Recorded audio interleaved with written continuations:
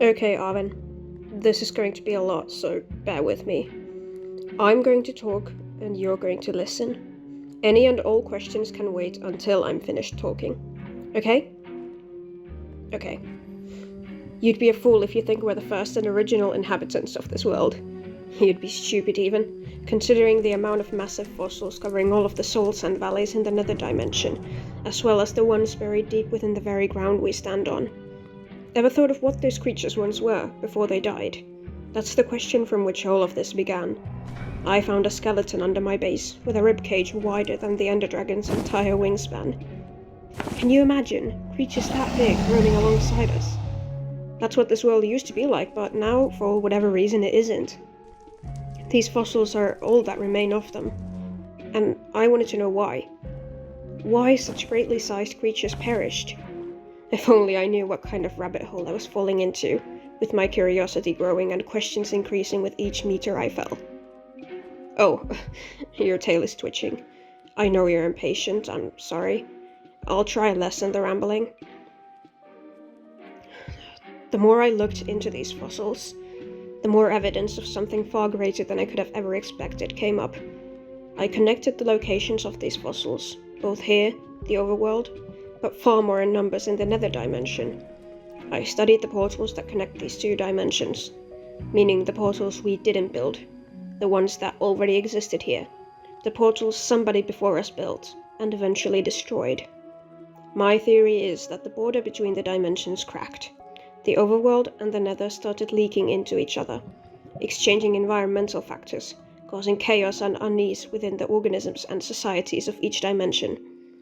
Ever wondered why ruined nether portals are always surrounded by netherrack and blackstone, only known to naturally occur in the nether dimension? Or why there are entire biomes in the nether made up of basalt, a material only formed when lava is rapidly cooled with ice or near freezing water, something that only exists in the overworld.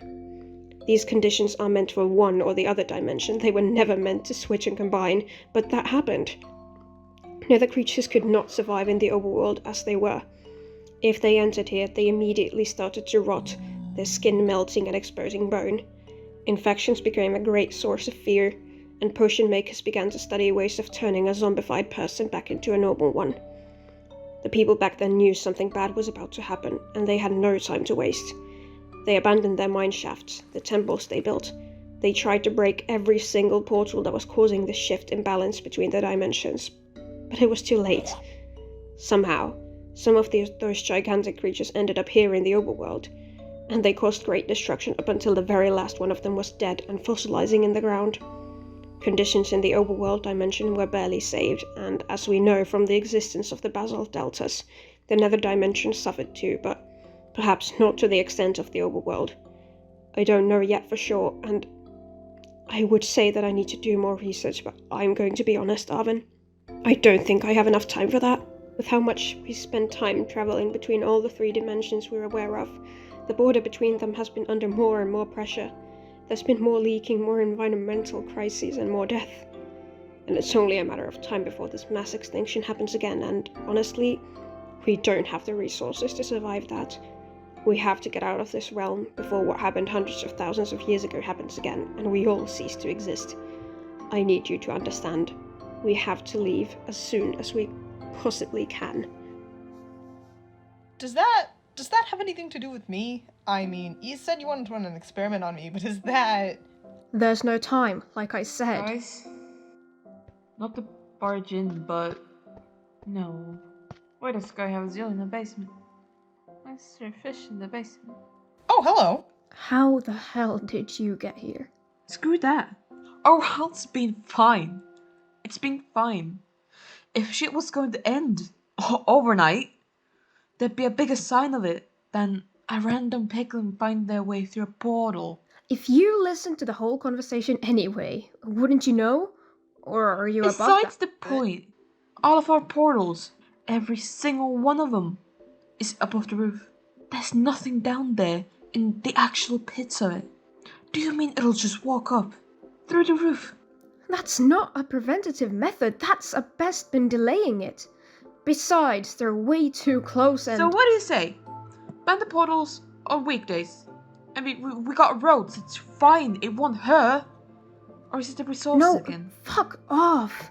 You shouldn't be here in the first place. If something's gonna happen, shouldn't we try and tell the others, If or... you feel it's important, call council. It's what they're for. Orvi, get out. If we looked away, did it happen? We didn't want to have to find out. I didn't want to. So we pushed it. Until it cracked.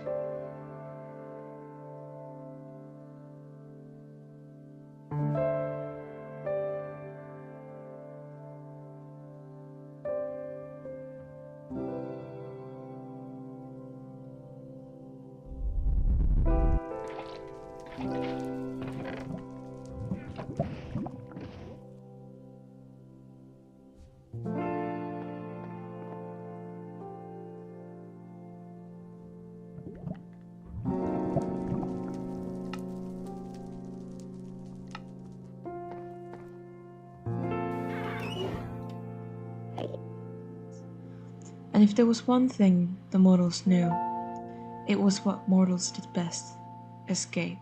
And there was only one they knew that would hear their song of pleas, if only their fate was left fully in the hands of the one who could love. For he too had to bow down to a god. For the gods would not restore the done damage or turn back the clocks. Only a way out was given. A way out where they would not remember their past, the bonds they had. Nor the mistake they made.